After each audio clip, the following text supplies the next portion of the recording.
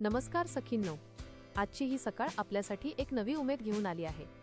जेव्हा आपण घराच्या उंबरठ्यावर रांगोळी काढायला बसतो तेव्हा आपण केवळ जमिनीवर रेषा ओढत नसतो, तर आपण आपल्या मनातील प्रसन्नता अंगणात पसरवत असतो। संसाराच्या रहाट गाडग्यात आपण स्वतःला विसरतो, पण रांगोळीचे हे ठिपके जोडताना आठवण ठेवा, जसे ठिपके जोडून सुंदर आकृती तयार होते, तसेच छोटे छोटे आनंदाचे क्षण जोडून आपलं आयुष्य समृद्ध होत असतं। चला तर मग आज स्वतःसाठी थोडा वेळ काढूया।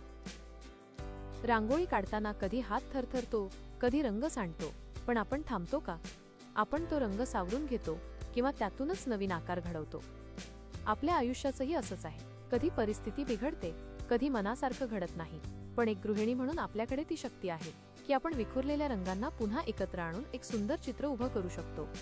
तुमची ही कला तुमची सहनशीलता आणि तुमची जिद्द दर्शवते। आता बघा, यामध्ये आपण किती प्रकारचे रंग भरतोय। प्रत्येक रंगाचं एक वेगळं महत्त्व आहे।